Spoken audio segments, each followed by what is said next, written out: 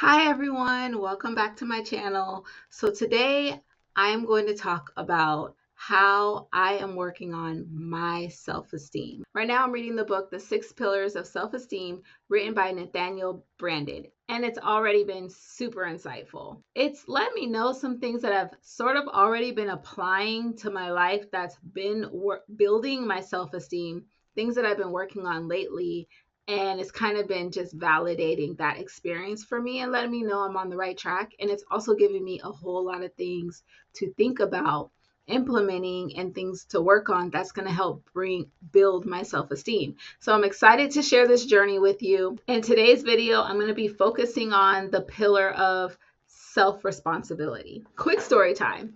Something that's really important to me is honesty. That's one of my core values. So today I was talking to my supervisor, and my supervisor was saying to me, it seems like you're really getting your work done a lot faster and it's more quality. Are you really getting excited about this work and just diving in, or are you using some type of technology that's helping you be more productive? And I quickly said, yeah, I'm more excited about the work and I'm starting to feel more comfortable with it.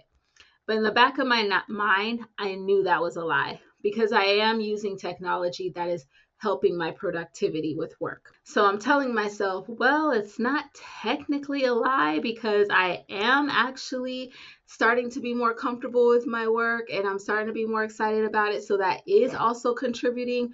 But I know that he really wanted to know, am I using technology? And my supervisor also is an advocate for technology. I don't know why I just told the little white lie. But in mid conversation, I said, hold on, I need to back up there because that kind of twisted the truth a little bit. I am more familiar with what I'm doing and getting more comfortable with it, but I'm also using technology that's enhancing my productivity.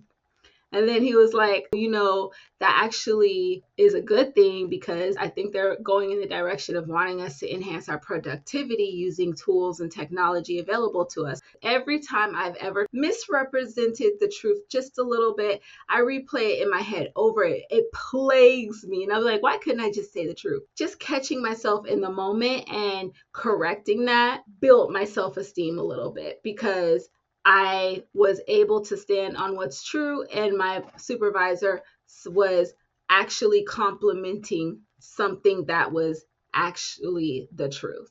That's just one example of how I am working on my self esteem, and it is by being responsible for my actions, being honest, and staying aligned with my values and integrity, even in the moment, even if I have to correct something.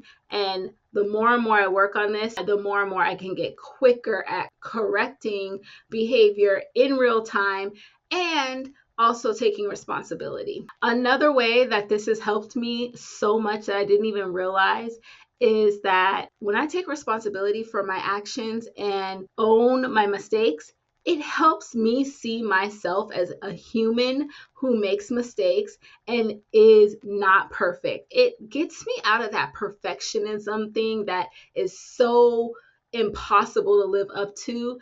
And it allows for me to sit in my imperfection and it lets me just accept myself as I am. Sometimes I'm just missing the mark, and that's okay because when I can accept myself as somebody who can make mistakes, then it builds my self-esteem. So, another quick story time. Right after I divorced from my husband, I went into a depression, and I didn't even really realize I was in depression. I've always been sort of a clean freak, but my apartment that I was living in at the time had got so gross. I was not living up to my standard as far as cleanliness. And so when I bought my house, I said to myself, I'm never going to let my living environment get that bad. And when I see my living environment start to deteriorate, it's going to be a signal to me about my mental and emotional well-being for me to take a step and think about how I'm doing and just check in with myself. So in my house that I live in now, I have been keeping it so clean, and When I tell you, it builds my self-esteem. The way that I have learned so many cleaning hacks, tips, and tricks. I get all the tools. I invest in things that make it easier to keep my house clean and organized. And anytime someone comes to my house or randomly rings my doorbell, if one of my neighbors comes over, I never feel like, ooh, what are they gonna see? What are they gonna smell? Is my house smell fresh? And it just makes me feel so good about myself to wake up every morning and just be in a clean house that smells good. It's just something that every day just like fills me up and helps me with my self-esteem. And that also plays into taking responsibility because I know that I feel better when my surroundings are clean and clear. And so I take the steps and I make the investments, the time investments and investments in the things that I need to be able to keep my house at a standard that makes me feel good about myself. So here are a few ways that self responsibility helps you build your self-esteem. The first one is empowerment. Taking responsibility for your actions makes you feel in control of your life, boosting your confidence and sense of agency. The second one is self-respect. Owning your choices, both good and bad, fosters a deeper sense of integrity and self-respect. Third, growth mindset. Acknowledging your mistakes and learning from them, you build resilience and a positive outlook on personal growth.